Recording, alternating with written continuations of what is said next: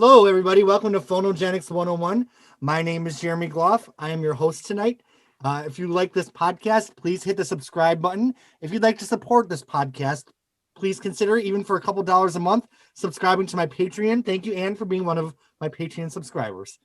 Tonight, we are going to talk about the brand new album from one of my favorite singers of the modern age, Lana Del Rey, or as Anne calls her, Lana.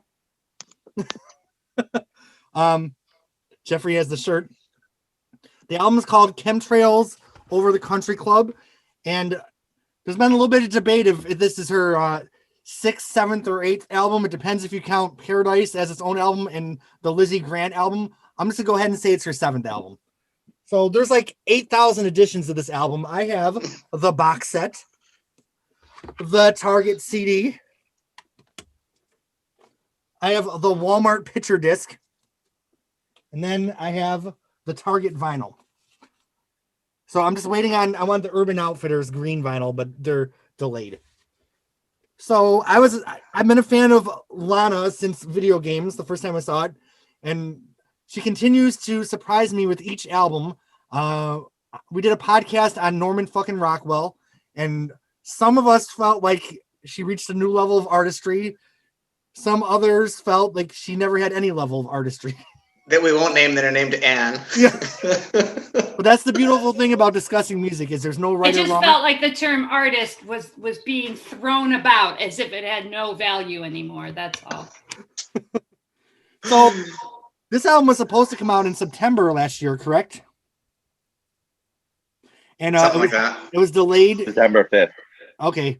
It was delayed to March, and it's such a fall autumn album, so I really wish I would have had this music as we're getting, even living in Tampa, Florida, it gets cooler. So before we do that, let's go around the panel and everyone introduce themselves and talk about their relationship with Lana. We'll start with Mikey.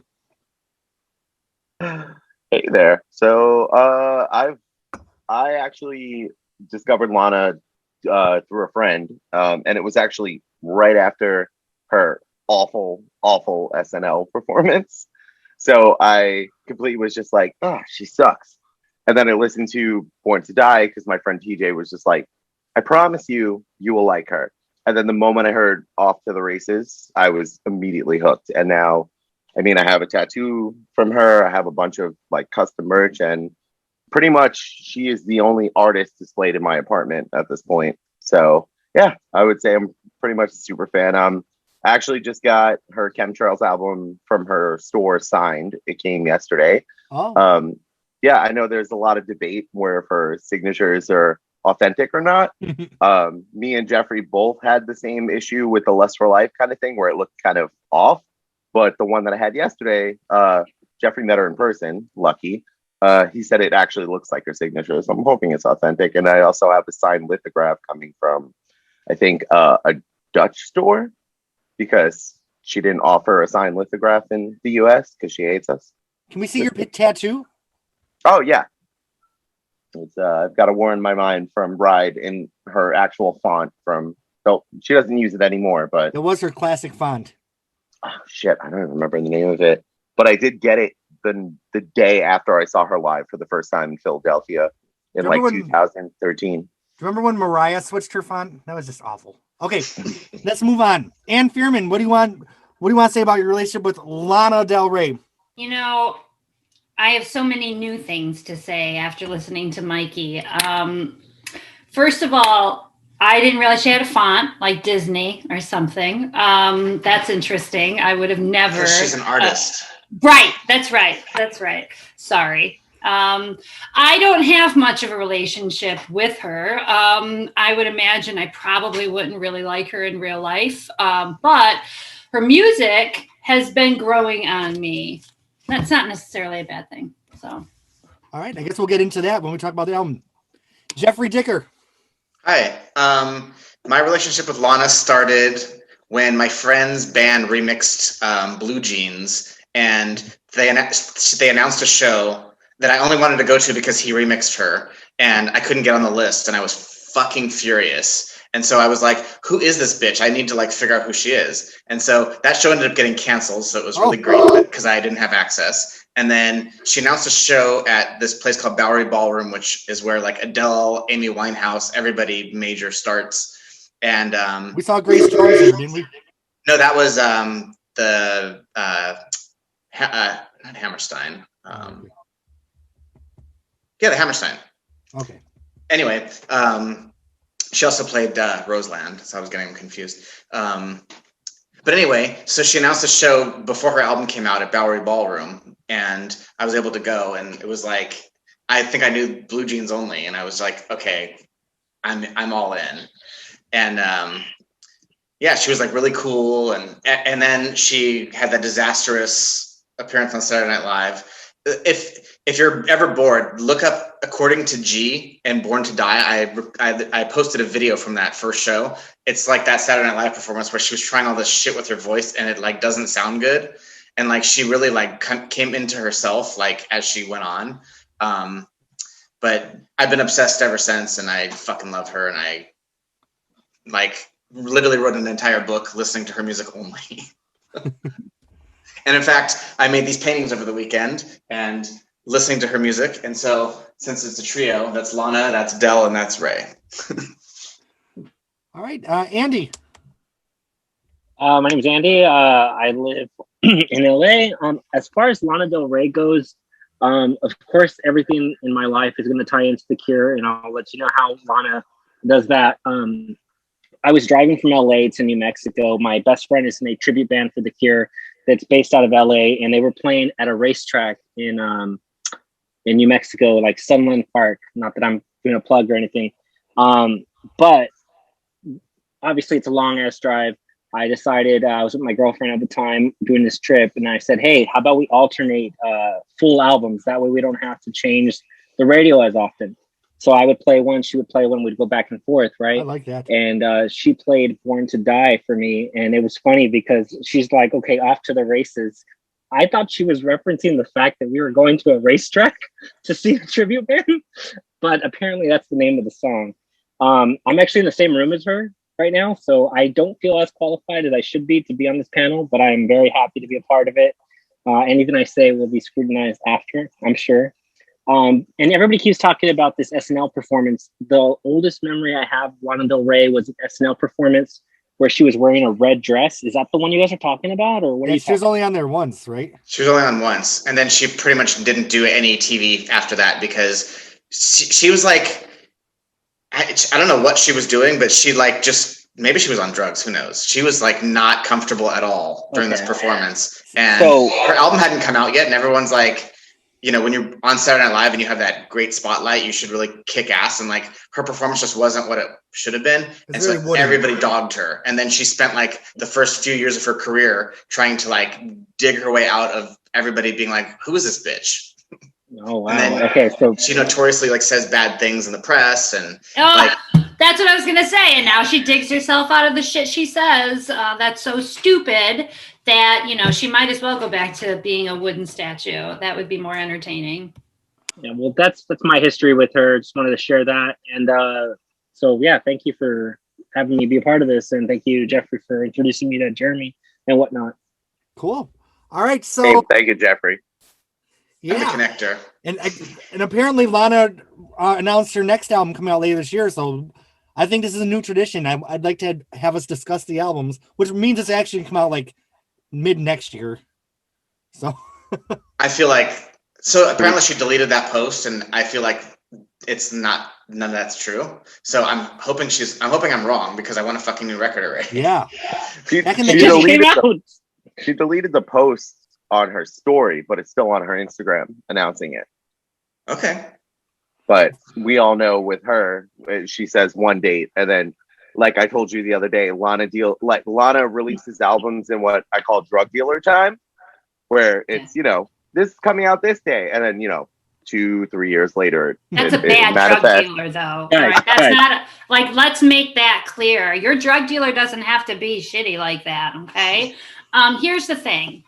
I was really disappointed that she announced a new record, like literally hours or whatever it was. It felt like it after this album. Like, bitch, let this steep, you know. And the thing is, this is a good album. She just released it at the wrong time because obviously timing is not her thing. And so if she's gonna, so she didn't even let us sort of like this album before she marinate before she supplants it with this idea that a better album. Like I felt like, oh, I want to hate her, I really do, but honestly she makes me so sad sometimes where I'm like, girl, just do the, you know, what you think you need to do, right? Because this felt very much like after she got all the, you know, shit for the stupid shit she said, right, about dating rappers, and now she's suddenly like, oh, my next album's going to blow you away. Like, what if this album blew people away, but you're ruining it with your announcements, you know? And it makes me really sad. Like, you need a better handler. Because this album was not a stepping stone. I feel like, in my opinion, this might be one of her best albums. And I guess we're about to start discussing it. So with Norman fucking Rockwell, a lot of people felt she reached a new level of songwriting, of artistry. And I do agree with some of that. I felt like there was a new level of maturity. But what started with Adam really feel like set up the tone for this album. Everything that everyone was saying that album was, I feel like this is the one that's really that. Does that make sense at all? Yeah. Because I feel like... Explain that. I mean, like, what were people saying about the other album? Okay, that she reached a new level of maturity, a new level of artistry. And I feel like this I'm sorry. I lost the thread. Okay, yes, I agree. I do think that this is, yes, better than the other one. I guess I forgot that people said that last album was a level of artistry. I'm sorry. He's in denial. So, speaking of Lana, let's start going into the album. Speaking of Lana doing different things with her voice, I do love 7 albums in when someone finds a new way to sing. And, you know, I think of like Madonna during Ray of Light. She did start singing in a different way. Marianne Faithfull, her voice dropped an octave. But I've never heard Lana Del Rey sing the way she does in this first song. It's this very high, raspy... Ann and I were talking, it reminded us of when Tori Amos did covers in the 90s of like Losing My Religion. Like, that's me in the corner. But so are we gonna call this the Tori Amos voice? Yeah. Yes. I want to listen to Past the Mission like right now since you brought her up. All right, Andy, you've got your hand up. Yeah, about this song. Yeah, I love the high pitch that she does with it. I love that it's an I mean, I don't know if it's an autobiography track. I don't know enough about her to know that she's singing genuinely like about what she's gone through. I'm sure she is. But it almost reminds me of Adele, because Adele, like Somebody Like You, the album is so high on some notes, and when she plays it back live, she can't hit it. So as much as I like it, I want to see how it affects the live performance. Yeah, I'm dying to hear that. Okay, Mikey, and then Ann. All right, so I'm gonna piggyback. Like, I didn't like White Dress at first, and then I had to listen to it like 3 or 4 more times before like actually like consumed the lyrics and understood what she was talking about, where it basically resonates to being invincible at 19, regardless of, you know, becoming a famous singer or not. Like, you know, when I was 19, my dad died and I just got a new job and shit was fucked up, but I still felt invincible at the end of the day. But also I feel like it goes back to like her grassroots from her first album, because there is one unreleased song that I love called Tired of Singing the Blues, where her vocal range is all over, but also like angry. And it's one of my favorite songs. And I think this album kind of, ultimately, I feel like she made this album for herself and not so much for her fans, because it's more so tapping into her past life that we're familiar with, but we don't actually know because, you know, she wasn't in the spotlight back in the day. Like, I love the Lizzie Grant album, hardcore. But I feel like it's very reminiscent of like her, especially just maybe in particular that first song is going back to her roots, because it's speaking of like, you know, when she was discovered and when she got famous. And It took me a few listens for this song too. Initially, I was like, just shaking my head, what are you doing, Lana? But I did. But it did grow on me because it is fun to sing along to, right? It is. I think, a perfect opening track. I think it really sets the mood for the entire album. And again, I wish you would have, released this. I wish you would have waited, frankly. I mean, if you can't get it released when you say you're going to get it released, then release it when you know it was meant to be released, right? So that people can really lean into it, because it is really, I think, beautiful in many ways. But is this autobiographical? This experience of hers? I think she's very, she has a myth that she's created. Now she believes it to some extent, but Sure. I don't know. I wasn't there, so Yeah. You weren't down at the Menemisa Business Conference? But you see, Which is I the- was. which is one of the best Andrew- lines she's ever uttered, actually. It's the best. Gloff was fucking there. Because I live in Sorry. Tampa, and I'm So a exciting. musician, and I did attend a music conference in Orlando in 2008, and I just remember it was a clusterfuck. And I was supposed to perform, and me and my friends blew it off and went to eat at Denny's. But the thing is, like, Orlando's such a strange. I live an hour from Orlando, over in Tampa. It has this like dark magic. Orlando's a strange city, and I was a server in Florida for many years, so this song really like hit home, being wistful about my youth as like a server driving to Orlando to play shows. So even though like this is her story, in a lot of ways, like the best of music, it's telling my story. And Ann and I talked a little bit about this pregame, but I love the White Stripes reference, making nostalgia of Kings of like, because now that is nostalgic. That for our generation, the 80s were how many years ago? 30, but like 10 years ago, what was No. I Yeah. know. Shut your mouth. No, it wasn't. You should shut your mouth. You shut your cake hole. But I feel like she's the first one to really like. We're at the age where I am nostalgic about being on the dance floor listening to White Stripes in 2005, 6, whatever year it was. Yeah. So I put White Dress up there with her best songs that I love, including Venice Bitch, Jeffrey Dicker. Ugh. That's like the one song that we all debate about, because I just find it to be too long and doesn't go anywhere. But I agree. It is 2 minutes too long. Yes. I just said to my friend the other night that White Dress is like immediately reminded me of Venice Bitch, because it's just like that, like A masterpiece. dreamy driving home, like on the highway with no one on the road during the summer, windows open kind of shit. And that highway, And it's I-4 between Tampa, like the I-4, you're driving an I-4 between Tampa and Orlando. Like, I want to all put you in the car with me and drive down there. You see the Mickey Mouse, like, there's a telephone pole that's like in the shape of Mickey. It's so fucking eerie over there. Okay, Andy and Ann, did you have your hands up from before, or do you have something else to I say? think Anne had hers up, I think. No. If not, I She did doesn't have something anymore. to add. Yeah, I definitely love the White Stripes and Kings of Leon reference. I put that down here. I don't know enough about her and her songwriting, so this might be more for other people. But a lot of the songwriting credits in this album were for Jack Antonoff. I might be saying that wrong. Right. I looked into him. He does the singer of Bleachers. He's worked with Fun, Taylor Swift, St. Vincent, Lord, and a lot of songwriters.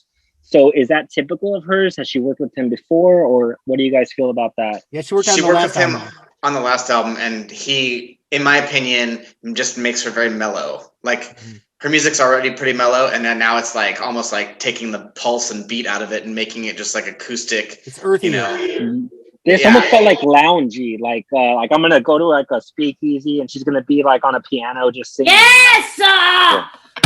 Can I Yes! piggyback on that though? Because Yes. even on the track Yosemite, which was originally supposed to be on Lust for Life, but she thought it was too happy, has that same kind of vibe, but that's produced by Rick Knowles. It's not by Jack Antonoff. Yeah, that's like her classic I think it's collaborator. just the direction that she wants to go. And I see like the Reddit for her is one of the most toxic things I've ever read in my life. There's like an equal amount of haters, and it's just like crazy obsessors that like are on like refreshing her site every day and shit like that. But I think like this is where we're going to go from like thus far. I just Like, feel I, like, don't think, Born like to- I would love another Born to Die, or like another like that's what I'm kind of like in the back of my head hoping for this new album, but who the fuck knows at this point. but I think she needs like, or just like one specific like angry as shit album, which in her story is saying like, you know, she wants her revenge and shit. So hopefully, I mean, if the new album comes out, like there's the one song Dealer that keeps circulating on all platforms that it exists, and it's her screaming, but she's never released it. It was supposed to be on this album, but it got taken off the track list. Yep. So I wonder if that song led into this next album. Anne, is your hand up? My hand is up. So I did want to agree though with Gloff that the thing is there's so many things I could say. I could do this by myself for hours, you know, and just go on riffing about her. Just because she's easy to, right? But I do feel, you know, like she does have some talent. So but I felt very much like, you know, because when I was 19, I was a waitress, and then, you know, and that job was just like a shit job, but at the same time, it left me so much freedom. And then Gloff and I would go and do, we just were limitless. We have a song about us called When I Was 19. Yeah, just limitless. And so that sense of being, you know, and how masculine the gaze is in that song, right? You know, like it's all about her as this, you know, lithe sort of, you know, beautiful thing, this wispy thing, right? And so, yeah, I think that it's a really great song. I could do without her new voice, and I do think it'll be a tragedy if she tries to do it in live. So I hope she practices. Andy. Would it be safe to say that Born to Die was more of like an orchestral arrangement of sorts? I mean, that's how I felt about it. Or maybe I'm just thinking of that one opening song. I felt like it was trip hoppy. She uses strings, but like Honeymoon would be more of her strings album. Yeah. That's like very stripped down. This is more like acoustic, folky, and Honeymoon is more strings, I would say. Born to Die is like hip hop trap music. Yes. I feel like, which I felt she was I thought that suited her very well, that scene, you know, like she's a skater girl kind of a thing. Even though she's like, you know, hitting middle age there, but that's all right. Right. Well, the one thing go ahead. Oh, I just wanted to say, and I think I just lost it focusing on that bitchy thing that I just said, which is terrible. But it'll come back to me, I'm sure. Oh, that was it. I'm worried that her next album is going to be like a rap album or something like that. No. Yes. Honestly, I'm saying it here. All right. Like, I love her 300 plus fucking unreleased songs, but there are some where it's just like her voice doesn't fit into that, and that's why Lust for Life is my least favorite album, because it was just all over the fucking place. And like all of those features, like I was so excited when I saw that she did a song with Stevie Nicks, because it's fucking Stevie Nicks. Like, I love Stevie. What artist these days is like, oh hey, I'm doing a feature with Stevie Nicks? But it's just Lust for Life was like an album I think I would have liked when I was like a 19-year-old like drug addict, alcoholic club kid, but not for when it came out. Wasn't that what she was when she made that album? Probably. I don't know. I'm not judging her. Oh, that was a newer one. Mikey, that could be true of anything, though. I mean, it depends on how you absorb content, depending on where you're at in your life. So totally. Yeah, true. I mean, like that's why I think I like her so much, because every album that comes out is usually relative to the current state of my life. That's how I used to do with Madonna. The one thing about her that I am troubled with, it's not like the things she says, because she can say whatever she wants. I mean, you got to separate the artist from the music or whatever, or the person from the artist, I should say.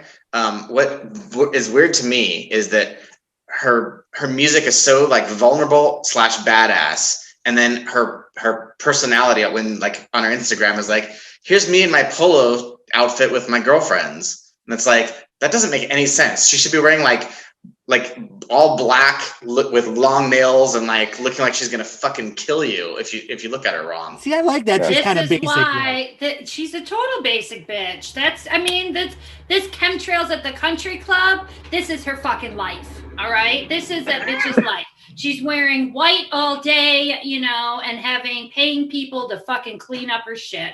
That's her normal life. Club. Right. I mean, she's never worn all black unless it was some sort of theatrical event or Halloween. Like that Well- bitch is not tough. And I think that's where people get sort of and have a difficulty, right? I agree that you should allegedly separate the artist from the music, right? That's hard for me. But I do think that she's, like I love her music, but I'd never, ever, ever want to meet her or watch her or read anything that she says, like I've so separated her, what she seems like kind of basic.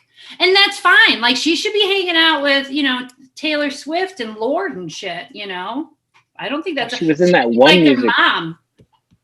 with the Charlie's Angels, wasn't she? Oh in God! That? That was awesome. Don't bring that song. I love up. that. Oh, my I goodness. love that song. Yeah, no, the one thing I love about that song is like, I mean, I'm like not Ariana or like, I'm like a very like, Lana is probably the only like artist that's popular in the gay community that I identify with. But that song, when I heard it, I was just like, It felt forced. I like everybody separated, but don't make this super group because collab because it sucked. Yeah. You see, I thought it was so bad it was good. But I like it was It's so hot it's cold. It's so hot it's cold. Yeah. I don't even know what you guys are talking about, but I feel like it was trying to be that. What was that one great burlesque song that came out when they did the Lady revival? Marmalade? Yes. Yeah. No. You know what? Yeah, but that was good though. And that is a I agree. That was good. That was good. Yes. But yes, that's what it feels like. You're going to be collaborative with these bitches. Yeah. You're great. But the thing that bothers me, Naked. the thing that bothers me the most about that collaboration is, although I stand Lana's part to the fullest, it's like a completely separate entity from the rest of the song, and it just breaks it up, and it's just like. I think her part, like I adored it. Like there's a YouTube clip where it's just her part on repeat that I read. But other than that, it was just like, it was kind of, I don't know, like a free for all. Like, it's not memorable. These three and see what happens. And then it was just kind of, I don't know, like a shitty. It kind of to me sounded like a shitty Avril Lavigne song. Well, let me just say that I'm working on a new album, and I approached a couple queer singer-songwriters. I'm like, we need to do our own Lana Del Rey. So I have a song on my next album that's like my version. Are you gonna get the tattoo decal? No, on you? No. But it's me and Mark Castle, and then the third guy never wrote, so we're like, you know what? It's actually the Ear duet, so we're doing Gaga and Ariana instead. So Lana got kicked out of the song. Okay, back to the album. Hey, right, sorry. Chemtrails. Oh, did anyone else have anything else about White Dress before? I would like to say that sometimes when I write, I love the juxtaposition of like using the same word with different spellings. And I love the line, I only mentioned it because it was such a scene and I felt seen. I love that one. And when it was like SCENE and SEEN. She clearly loved it too. You can always tell because she repeats those lines, right? Oh my God, there's so many of them on this album. And I'm like, bitch, you think you're clever, which that's good. A line should be reused, right? And that brings liked it too. That would bring me to the point of when I first listened to this record, I was like, it took me a couple of listens and then I was like, okay, I get it. But if she uses the expression candle in the wind on any other song for the rest of her career, like give it a rest, girlfriend. And she's even selling merchandise.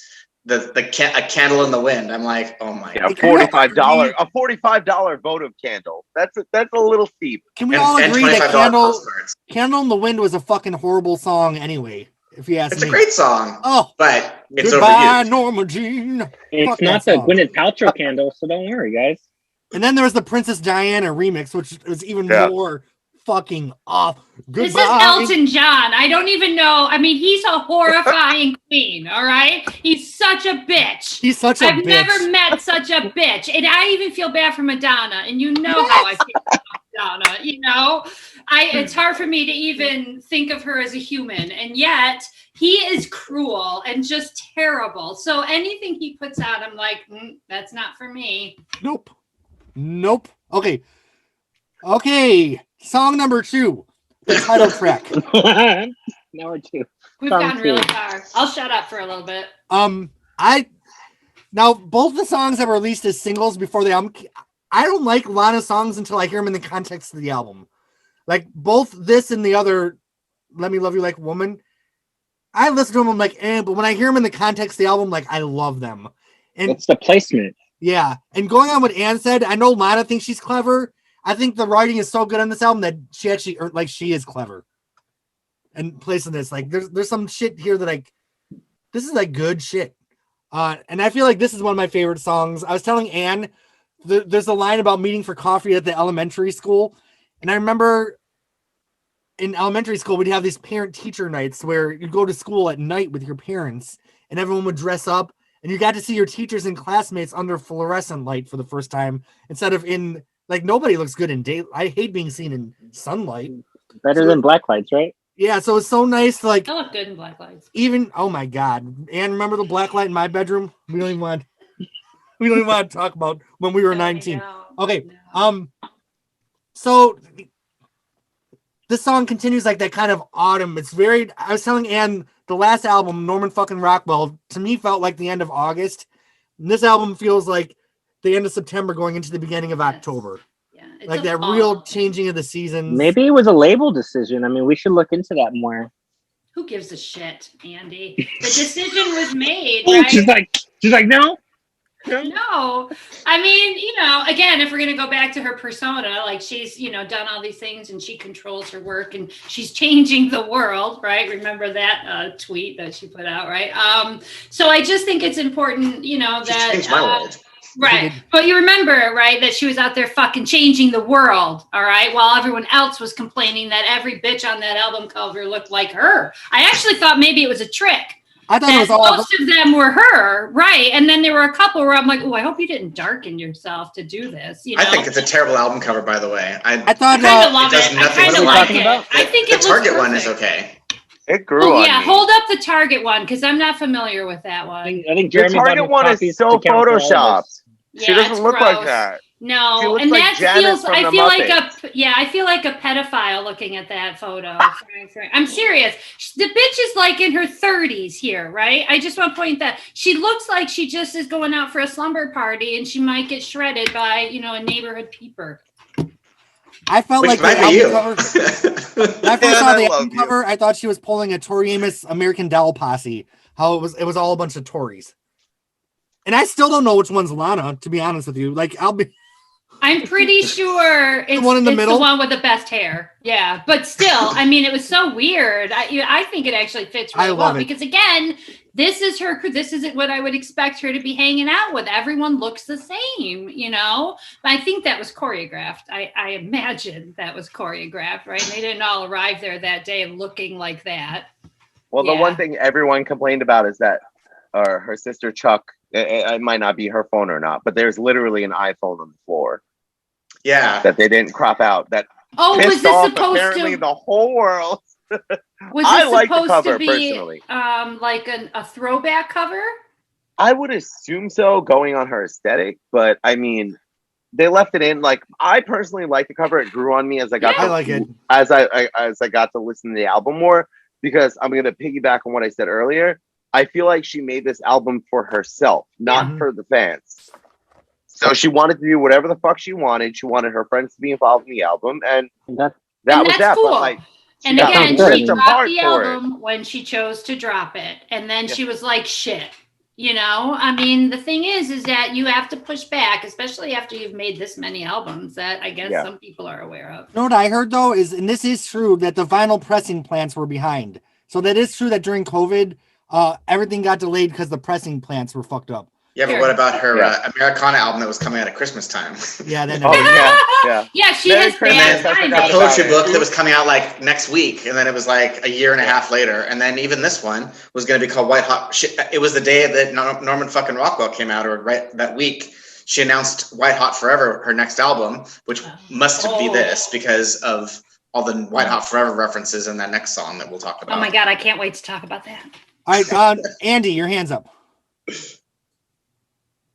Since you kept adding all this, I mean, you guys want to talk about release dates being pushed.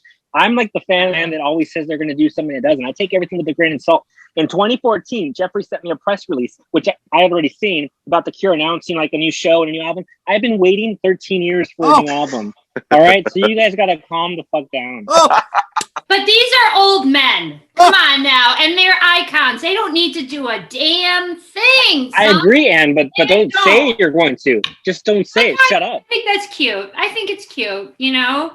It's a cute thing to do. Like you want to feed them. Really? They haven't put on anything new? Dude, I will pay for everything until I die. So just do it already. Okay. I love them. But yeah, don't calm down, guys. You'll get it eventually, I'm sure. Who cares, All right. too, really, at the end of the day? That bitch will make sure you hear it. Do we have any? Are we going to talk about the song Chemtrails? I have more to say about the song. I'm sorry. I have Can I a raise my thing hand or am I too. good? Okay, who's going for? Andy, you go first. Then Jeffrey, Okay. then Mikey. So my notes are pretty lame, but I did just pencil them again. Again, I mean, I like to believe it's autobiographical. I mean, I really don't know. I mean, she was born in June, so that made sense. I mean, is her moon a Leo? Is her Cancer a Sun? I mean, I don't know. But that's the only thing I thought caught that there. was a clever line, too, which I was like, the first time I heard it, I'm like, oh, I'm going to be hearing this one a lot. I love it. Yeah, I was gonna point out that line as well because it's kind of interesting that she said instead of my son is in Cancer, my cancerous son. Yeah, He thought it was interesting, too. Yeah, I thought it was interesting too. I know. Mikey. For her. Well, I mean, I like the song from the get-go. I thought like it set a precedent for the album, and I immediately was just like, oh, it's going to be a slow one. A lot of people are going to be pissed, and it wound up being correct. But I did not like the song as much until I saw the video. Even though the video is pretty much like it doesn't really fit in with the lyrics of the song, but the video I thought personally was like one of her best ones since Ride, which is like setting the bar pretty high. Like especially the part when they like all transition, it reminded me of like a Grindhouse movie. So in my head, I anticipated this album being a lot more dark, but unfortunately, it wasn't. What do y'all feel about the drums continuing at the end for a little bit? I'm gonna piggyback on this too. I wish she kept her fucking the video version where she sings over. Why didn't they put that on the final release? Because it literally makes the song. Ooh. I haven't heard that. I'm sure she'll send out some sort of triple in multicolor, EP of it, right? For thousands of It's going to be the dollars. Mikey version. Yes, the Mikey version, and only American Outfitters will be. Is that what it's called? Urban Outfitters. Urban Outfitters. No, H&M. It's going to be an H&M. H&M. No, I used to work. That I bitch worked is there. I not worked an there for H&M 6 bitch. years. No way. No I love way. that place. You That was can't one get of the my best lace jobs. she likes wearing at an H&M. Madonna did an H&M campaign. Okay. Lana Del Rey did one too. Well, Actually, she's a cheap bitch, so yeah, that makes sense. Lana Del Rey did one too. Actually, for, Yeah, I took a for for Blue H&M. Velvet. I worked there at the Ooh. time, and I took all the campaign posters when we were done. Aw. So I still have them somewhere. They're probably Yeah. worth like probably sell them for a pretty penny, but I'm not going to. My guess is that a lot of times the single mixes of songs are more current than the album version. Like you have to send an album to get pressed So they'll get something. so much earlier than stuff. So my guess is she overdubbed those vocals later. It was too late to put it on the Oh. album. That's interesting. I'm sure though it'll be released. I'm interested to hear it now, almost like I'm gonna watch that video. So I have this from when I worked at H&M when we ran her campaign. We had to wear these lanyards with her on it. Oh. Oh wow! Oh, wow. Yes, Nice. that's her. This is why I'm not qualified. You're not qualified to wear a lanyard. No, I mean, to be part of the discussion, you Yes, got Mike you are. Superfan. You're qualified. Yeah, you're as Anyway. qualified as I am. Well, I'm in good company or in bad company. Yes, There's a plug. exactly. oh, there we go. Jeffrey Dicker has a new book on Amazon and Bad Company. Yes, All right. there you go. We got to keep, we're supposed to start the Prince discussion in a half hour. I know that's crazy. Talk fast, everybody. Okay. Okay. Do we have any other Okay. thoughts Tulsa on Jesus. the title track? No, go. Tulsa Jesus Freak, the auto tune, White Hot All right, Forever. is this the one white? Oh my God. Can somebody just play a snippet of that? Because does nobody hear when she does that? And why do they not want to help her out? That white hot forever and ever, like where she goes flat. That's not, you know, I know she's playing around voices, right? But that's not a good voice, and she does it a lot. Okay, usually there's a nice heavy beat to kind of soften that. I picture her pouting. And I'm flat. Here's the thing: I know flat because I am flat. All right, so you know, like that. It was such a good song. Apart from that, and for the longest time, I kept thinking she was saying Arkansas. What is she saying there? She's saying Arkansas. It's like Arkansas, but does she not know how Arkansas is pronounced? I mean, I'm not even kidding. Like that made me pause. She's a poet, Anne. She's a poet. She's a poet like Jewel was a poet. Let's put it that way. She has better teeth. She doesn't have that like side tooth. I quit. Yes, done. No, she is better than Jewel. I will absolutely. Wait, do you guys remember Jewel's shaver commercial? Free your mind. Oh, I didn't watch it. Remember Jewel's dance album? Okay, so I like the White Hot Forever part. I think it's mixed weird, but I liked it. I did like it. And by the way, Anne, that voice, I just imagine her pouting when she sings White Hot Forever. Oh, thank you. Do you guys like the auto tune? Imagine that. I hated it when I first heard it, and it's grown on me now. I think she only uses it at the end, though. I don't hear it in the rest of the song. I don't hear it either. It's a couple times in the... Yeah. But the reason why wouldn't she have used it when she fucking needed it then? That is crazy. Because she's doing the pouty voice. The reason why I like that song so much is because there's always, in her most recent albums, there's always that one song, and it started with Cherry, and then on Norman, it was Cinnamon Girl, and then now the Tulsa Jesus Freak is like the Cinnamon Girl of this album. Sure. Like, they all pretty much could flow into each other, but you're always looking for that, like, kind of like hypnotic, like fucking electronic song from Lana now on every album, and Tulsa Jesus Freak is that one. I get that hook in my head, the forever and ever, amen. Like, it gets stuck in my head. It's a good hook. I like the beat. The percussion's awesome. The fact that she's making sexual references to biblical references, it's just like taboo or whatever. It's a good song. Wait, was she? Besides Jesus in the... She's like, sing me like a hymn, and she's talking about putting a bottle down and, you know... sing me like a Bible hymn. I assumed that Arkansas was me mishearing it, and so that way I didn't pay attention to the rest of the lyrics. I didn't even hear that. I couldn't hear them. How can you sing Arkansas in a fucking song and be serious and be taken seriously and be considered an artist? Later in the album, doesn't she say, know what I mean? Yeah, and then she says, if you know what I mean. Okay. I thought I heard that wrong for a while, but that's not what I mean. If you know what I mean, yeah. We have 28 minutes to talk about the last 8 songs. All right. And Jeffrey said we weren't going to talk about the last 3, right? We were going to stop. Yeah, but after what's that song? After Yosemite, the album ends. Yosemite is my least favorite song on the album. Well, actually, I probably have to leave anyway. So as soon as Yosemite's done, I'm out. I'm peacing out. Let Me Love You Like a Woman. I like in the beginning. I come from a small town. How about you? I was like, whoa. She's like on a speed date or something, right? Shouting across. And that is the perfect description of that song. I have gifts. They're non-transferable. We have 5 minutes. I come from a small town. How about you? I only ask because, but I do think it's a great song.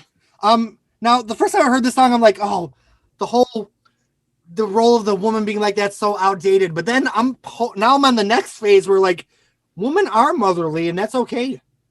Like, let me love you like, and I want to be loved by a man like a woman. Does that?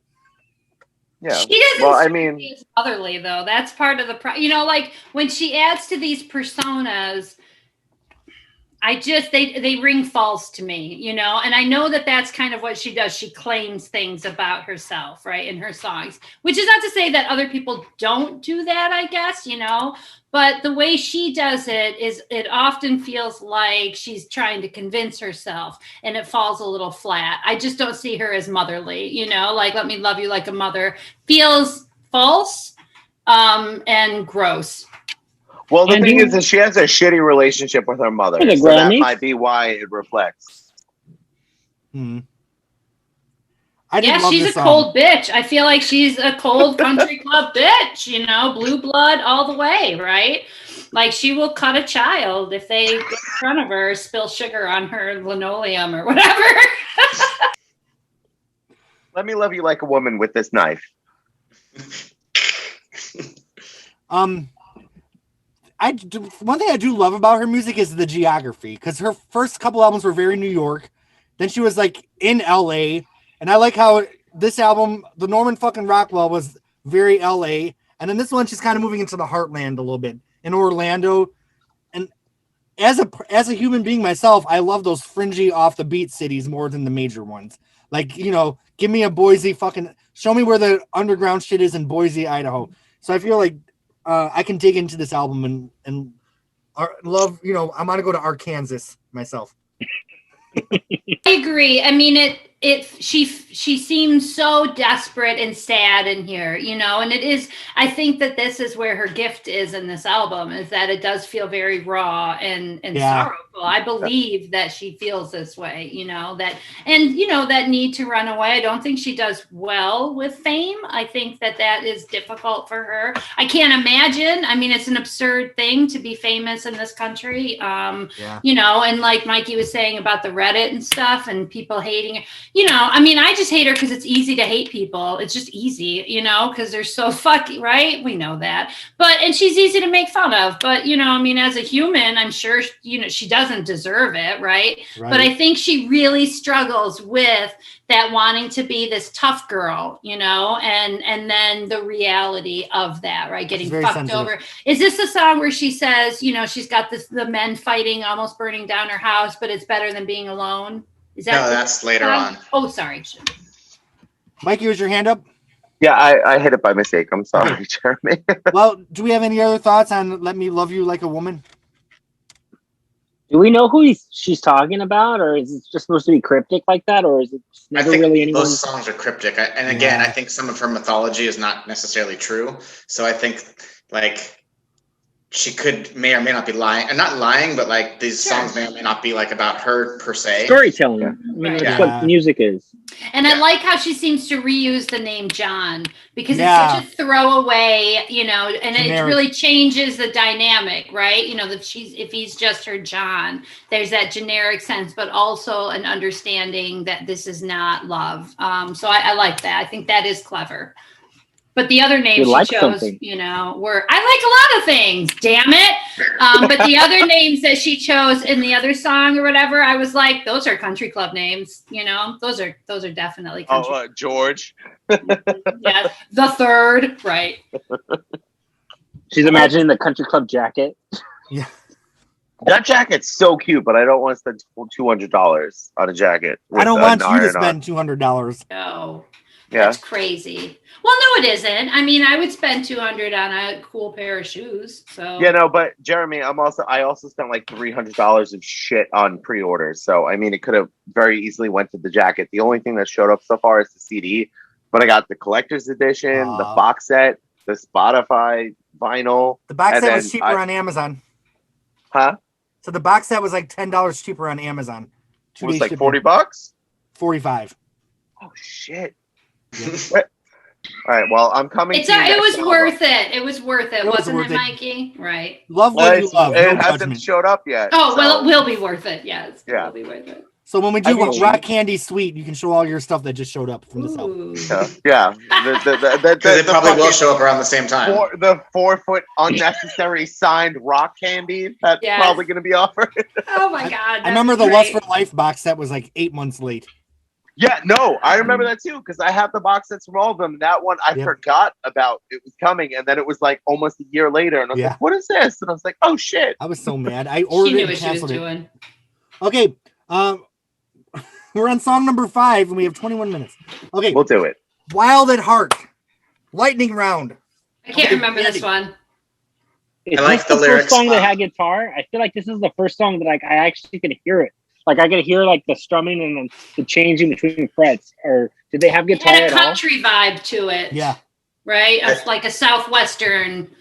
And is this the one where she names Tammy Wynette in it? No, that one's no. That's Lord, I'm breaking sorry. up slowly. I like the two lyrics. I love you lots like polka dots, and I love that. I smoke cigarettes to understand the smog. Mhm. The Smog and Great Sunset fucking Boulevard. lyric. I don't remember either of those. Those are so- great lyrics, and I love her But harmonies. But also, this is the first, like, I think it's relatively the first track. Like, this album had me a little concerned because of her last Instagram post where she was kind of like, see you sometime. But I mean, we'll talk about it in the later songs. But a lot of this album's like hidden meanings. It's just like, it kind of seems like she's just fed up with being famous. Right. Or how she's dealing with it. Yeah. Yeah, where it's kind of just like, this isn't worth it. Didn't you feel the stacked harmonies at the end were beautiful? I just thought that was just glorious. I love But that. I love it's the whole bridge. Too much like the how to disappear. This is how to disappear. How to Oh, I yeah, love no. that song. That's one of my favorites from her. It's like the same music, and I was kind of like, I did think it was pretty, but yeah, not nearly as great. Yeah. Anna, are this you the a fan Jackie of Coke? Christmas? Of Christmas? Because that's what that song sounds like. Oh, she has a song named, but you know, I only know less than half of her discography. No, but how did having Disappear only to me discovered sounds she like a has Christmas more. song. Oh, That little tambourine in the background just makes it sound like Christmas. you ruined it for me, Mikey. Well, I Merry don't think it sounds like a Ann. Christmas song. Merry Christmas, bitch. Okay. Dark But Just a Game was apparently written after she attended Madonna's manager's Guy Osiris party. Ooh. wait, say that again. I read somewhere that it was written after she attended a party at Guy Osiris' house. I don't know if that's true, but I did read Oh it. wow. I What love are the this song. lyrics? Somebody remind me. It's Dark But Just a Game. This is another one of those fame So ones. play it like a symphony. No, honestly, this is my favorite fucking Same. track on the album. I was Yes. immediately hooked. And also That just like bass. during COVID times, like I didn't see my friends for quite some time. I'm like, yeah, and then we slowly started opening our circles. But all of my friends are fucking stoners. Like they have been since day one. And my favorite line that just brings me back to my friends is, while the world is crazy, which it currently is, we're getting high in the parking lot. Oh, right. Because- Yes, I do like this song. Guy Osiris. I wrote that one down too. Yes. See, this Yeah. is It's honest. Totally relatable. this is one of my lesser favorite songs because I feel the chord Really? changes. I feel the chord changes are very Beatles sounding, and that's never a good thing. It is very Beatles And sounding. she definitely has the effect on her voice, and then she takes it off and puts it back on again, which is kind of like, I feel like it would have worked better with it on the whole song, but she takes it I off think, during like the I think chorus. it was weirdly produced. I think that it's more of a production issue on Yeah. this one. That I I still love the love beat than from the her. whole time. Yeah. I I like, like how it when she goes, Yeah. "Fuck Yeah. it." yeah. But I love that it kind of is like a continuation to Radio from her, Okay. from Born to Die, where it's like, now my life is sweet like cinnamon. And now in this line, she's like, life is sweet or whatever, baby. And it's just Okay. like, yeah, I felt fuck like it was maudlin, like Waitress. Wait, is that what it's called? No. The White Dress? White Dress. White dress, yes. Same thing. I thought Yeah. that there was like a sense of that, wishing to go back, wishing to just, to be in a place where she could just say fuck it. Did you? But so, that's definitely hands down my favorite. see, my favorite is definitely White Dress, and this is probably my top 3 least favorites. Wow. Anything that's Beatles-ish, like count me out. Ooh, Yeah, I know, right? Ooh. Yeah. which there goes all the thumbs down on my blog. So Andy's been waiting patiently. Andy, so Oh, it's sorry. No, it's fine. I mean, going back to what like Mikey and other people were saying about how like she's tired of being famous. On this song, I felt more it was like the price of fame and how it's dark, but somehow she feels like she's immune to it or she's handling it well. Like she's like it hasn't affected her. That's how Sure. I'm feeling on this song. Like she's like, it's a game and I'm gonna play it. Yeah. Like I know how to get around this. Yeah. It's bravado though. I wish when she was at Guy Osiris' house, she would have given him some tips on how to better manage Madonna these days. Oh Lord. Put My that woman in a goodness. nursing home and say goodbye. Right? It's that simple. Close the fucking door. That's it. Oh, Another great line from that fucking song is when you can like kind of like also like you said, it's kind of her reacting to being famous and like the dark side of it.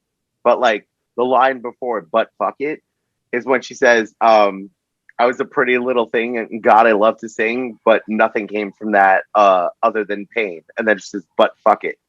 Mhm. So I feel like that song, I mean, represents who she actually is in real life more so than the persona that we're all used to, where it's just like fucking like glamour and glory Right. and she doesn't give a fuck. But I feel like at the end of the day, she's probably kind of like, when the fuck do I stop this? Like, I mean, 7 albums. We've had a decade of her. Right. And I dread the day where she decides to pull the plug because it's going to fucking happen. See, I don't think so. I think she's going to be releasing albums forever. At least unreleased stuff, right? Yeah. She Well, has, Jeffrey like, said, so much. yeah. Jeffrey said she has, it's like almost in comparison to Prince, but Prince has not more, in comparison. I mean, it's more. She has much less, but I mean, Prince was like his own little world. But I mean, she has careers of music that's unreleased already. I mean, like if she never sang another note again, she could release music until we all die. Yeah, I don't know if you guys know about this. Sorry, I know we're like fucking running out of time, but there is a YouTube. 15 minutes. Yeah, there's a YouTube called Honeymoon, but it's HONEYMOUN, and they release all of like her demos and shit. So everyone is assuming that it's actually Lana because it's like, where else are we getting these from? Okay. But highly suggest visiting that site because there are demos of all the other songs, and most of the time, there's a demo of Freak that has like a lot more like hardcore drums, like more synthesizers that allow. It's fucking amazing. All right. We have 5 songs, 15 minutes. So we're gonna spend 3 minutes on each song. Not All Who Wander Are Lost. I love it. I love the jammy little guitar. I think it's beautiful. Okay, moving on. It felt very 90s, and it like towards the end of the album, and it actually kind of gets problematic towards the end. But here I feel a real shift to like her going like 90s kind of Riot Girl, but that kind of Ani DeFranco, more. I mean, Donna's ecstatic process. Fortunate. Yes. So I think that, like she's seeing herself as part of this progressive kind of woman-centered space. I like when she says the word wanderlust, like the way that they have the effect on her voice. Now, in my car, that was the song that Not All Who Wander Are Lost. So when they type in the lyrics that show up on your CD player, they did a typo. There's wrong lyric. There's wrong lyrics pressed in her vinyl too. I forgot what song, but it's not in that song, rush to make a buck. There she goes, right? Andy, I see your hand is up. My thing, the one that touched me more on this song is the thing about being on the road is that there's too much time to think. Oh yeah. So like if you're thinking about moving between venues or states or cities, I mean, it sounds like depending on what you're using your time, you could be more depressed if you're focusing on negative things or things you should have done or whatever. And I don't know, like I feel like it's her opening up more as a person, but at the same time, not giving out too much details. I don't know if it's true or not, but I really enjoyed that line. Any other thoughts on this song? The speed round continues. All right. Next we have Yosemite, which was an outtake from the Lust for Life album 2 albums ago. She's back with Rick Knowles, who produced Belinda Carlisle in the 80s. He did Madonna's Ray of Light. And he did all the early Lana Del Rey albums. So this is honestly my least favorite song on the album. I feel like her writing has progressed, and this reminds me of like where her writing was a few years ago. Well, you could tell that it was picked up from. You could tell it was an older song because it's just like lyrically, it's kind of just like bland. But it's pretty. I mean, I think that melodically it fits really well with the album, and I think it's a good fit. It's not a total throwaway song. I think it's really pretty. There's elements of it I like. It did fit this but album. I never looked for her to be that clever, so I was good with it. It did fit this album more than it would have Lust for Life, I feel like. Yeah. Yeah, for sure. I really like the lyric about I showed up for you, you showed up for me, we did it for the right reasons. Yes. She's using that sample again, though, the like that's her signature thing since Born to Die. So it's kind of nice to have that back. Because I think Rick Knowles, producer, whatever his name is, produced it. He did produce this one. That's his signature. That's his thing. Any other thoughts on this one? I know we're skipping fast. I just want to say it's my second favorite. favorite. It's like probably tied with that and Dark White Dress. I love it. It's one of my favorites. Wait, Jeffrey, do you finally like White Dress? Yeah. No, I the first time I listened to this album, I was like, uh-oh. And then now I love it. We discussed it, and I was like, I need to get high and listen to this, and then we'll touch base. Yeah, the first time I listened to it, I was like, I was doing some stuff, and I wasn't completely focused on it, and then you get stoned and go for a walk, and then it's like, oh, okay. She's doing this. Okay, so Breaking Up Slowly is a duet with a singer, and this is the one where she says she doesn't want to be like Tammy Wynette. Did something bad happen with Tammy Wynette? Because I'm not aware. Like, why Her does she life not was want? sad. Her life was sad and Was hard. it? Yeah. Yeah. But you know what? Again, I do feel like that wasn't, I don't think that's a brilliant one. It's cheap. It's cheap. It's cheap, right? There are fucking Lifetime movies about Tammy Wynette. You know, that wasn't a difficult one to pull on, right? But I also like the song too. So that's the thing. I do think it has a really nice, like a throwback, throwback feel to it. I just felt like she was doing some interesting things, and maybe it's not so much her. Maybe it's a lot of decisions, you know, made in production. I don't know. Or she's clearly singing with other people and stuff too. So, you know, maybe they're making decisions too. But I really liked it. I thought it had it was charming. It's a charming song. I don't like any of the backing singers on this album. I wish, like, I'm hoping that, like, in that honeymoon that Mikey was talking about, that they released the Lana only versions of the songs, because I feel like I would like that song a lot better if that other lady wasn't singing on it. I didn't realize it was a different person. I'm like, oh, her voice. Me neither. Sounds different. I liked it better when I thought it was her. Yeah, me too. Now I'm gonna listen to it and be like, oh. Well, I knew about that song she posted in the beginning of the pandemic with the two of them performing it before it was even like announced on the album. And I fucking love Nikki Lane solely because the fact that she's like really good friends with. Who is she?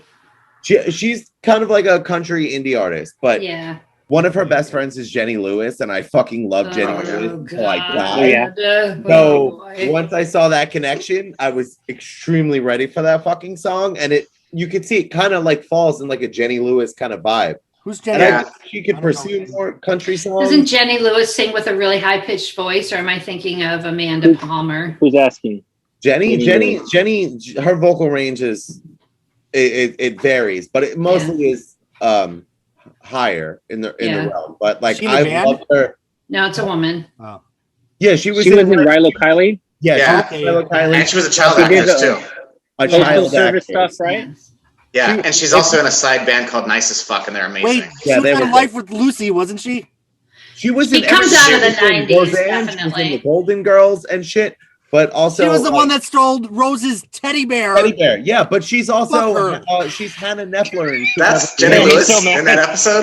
Yes, she took Life Isn't Fair. Fuck her. And tried to sell it back to Blanche. Fuck her. Yes. What trash. If you saw her at True Beverly Hills, she's Shelley Long's daughter.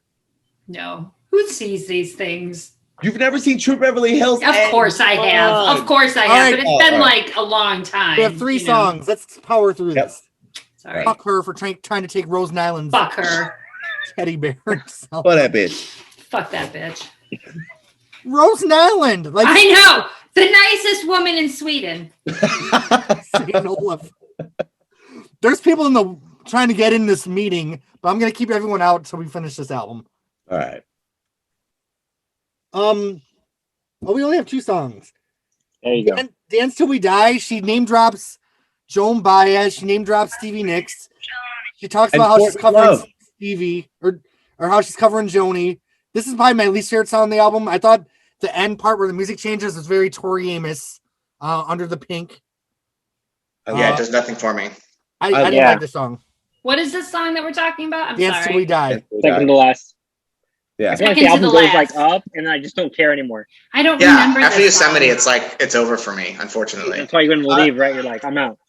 I feel differently. What is the lyric here, Mikey? Give us a lyric so I remember. Stevie's on the phone. She's talking about how Stevie's oh, is this the one where all the men are there, but it's better than being alone? No. The one almost. Well, these aren't men. These are like famous singers that she's name dropping. I didn't realize the one burning down the house. Yeah, Courtney Love. Yes, I didn't realize that she said. Oh, I thought she was saying men. Posted, but like, I mean, that's another thing. Why I also think I love that song because it's reminiscent of my fucking past. But also, that's another thing to like piggyback on. I'm gonna say it quick. Sorry, Jeremy, but like, who else is making a song with like Stevie Nicks in this time of day? Who else is fucking friends with Courtney Love? It's like Lana attaches herself Who to admits our to being nostalgia. friends with Courtney Love, though? I But love like Courtney. Lana attaches herself to our nostalgia. it's a- If you're like 30, like in the 30s to 40s. Yeah. So I think that's it was why we Courtney. have that like love for her because But of her nostalgia. I'm going to disagree. A lot of people sing with Stevie. Lady Antebellum did a song with Stevie. She's totally willing to, Andy. collaborate. I'm gonna make you guys laugh. I thought she was talking about Stevie Wonder. Oh! I thought she was talking about real men that she's having intimate relationships with that are trash, and they're trying to literally trash her house. But it's better than being alone. That makes sense. He's on the phone, right? That makes sense. It was Sorry. very confusing. I hope I made somebody laugh. All It right. was very confusing. But The I still album like I ends- didn't get it. The album ends with a cover of a song from Joni Mitchell's third album, Lays of the Canyon, which Terrible. we did on Phonogenics. The Joni Mitchell group did it a couple weeks ago. Joni Mitchell is one of my top 5 favorite singers of all time, and I hate when people cover Joni, and I feel like I liked this version. I thought they did it justice. I wish Lana was kind of singing the whole thing. I think it's weird that she gave the last verse of her album off to someone else. So how do you all feel about this song coming at it from someone that wasn't familiar with Joni Mitchell? Well, I think the lyrics are great. Sorry, no, go ahead. No, go. I was gonna say I think the lyrics are great, and I don't care for the song at all, but the part of it that I like so much is the lyrics because Joni Mitchell, obviously having the Joni reputation as fucking one of the Mitchell. best songwriters of all time, Well, lives up to it. You guys were talking about background singers on the other songs and how you didn't care for her, and even more so, I don't like this with extra singers. Like Jeremy said, if Lana had done the whole song, maybe I'd feel differently. And I'm coming in it not knowing that this was a cover at all, so this is news to me. do you think that's going with like the sisterhood kind of theme of the album, having her contemporaries? I think that is kind of cool. I guess. Absolutely. I'm about to release an album where I did a lot of collaborations, so I can respect it. But don't give the last verse of her album to someone else. She got to end. I feel like she should have ended with her. Yeah, honestly, that is my least favorite song on the album. I mean, I love the original. I always did, but I just felt like the collaboration of the 3, although they have beautiful voices, they didn't flow well together. Now, Anne, will you share with But it's everyone? better than Charlie's. Oh, everything's better than fucking "Don't Call Me Angel." Even though Lana's part's the best part of that whole song. Anne, will you share with everyone how you felt about the lyrics of "For Free"? Sure. So I didn't know that this was a cover. All right. Because again, I'm not, very good at this. And so I hated it right away. I hated it. And I hated the voice coming in at the end. I felt like it was fucking Carole King or Anne Murray or something like that. It was terrible. And I was even like, this is like some Joni Mitchell shit. Right. And I love Jeremy, but he knows I can't stand Joni Mitchell. It's been a long thing. I've had to listen to her a lot, though, so it's fair for me because I've listened to her a lot with Jeremy. So I tortured Anne with Joni Mitchell, and she tortured me with Leonard Cohen. Absolutely, of course, Hey. it was torture. I know. It's shocking, right? There are some things we just don't talk about, but the thing is, I was like, this to me was really very nice. I mean, first of all, it was singer-songwriter 70s, Karen Carpenter shit, but it is a singer-songwriter, and I don't always like that genre. Sometimes I love it. This one, I was like, I do not care for this story at all. This story of your white entitlement, your bitch ass sitting in a fucking limo, right? Looking out the window, and you happen to notice, you don't seem to notice that this guy's probably filthy and, making all kinds of obscene gestures and probably with vomit down the front of him. His dick's just out. Right. But he's also playing a beautiful tune, okay? And then she's like, it's a cover, it's brilliant. And she notices this, and I couldn't get over the hubris of this, that woman at the end with the terrible Carole King voice says, I thought that maybe I would listen or lend my own harmonies. Like, oh my God, you're the worst person to go You to a selfish bitch. Right? Well, why do you think this guy wants your fucking harmony? I don't want your harmonies, like it's ruining it for me. So then to come to find out that it was Joni Mitchell, I totally called it. And then the worst part is the fucking light changes and she's like, oops, we're off. I guess I couldn't do anything anyway. Like, holy shit, this total virtue shaming neoliberal bullshit that I was like, you ended your fucking album with this song? Terrible choice. Andy.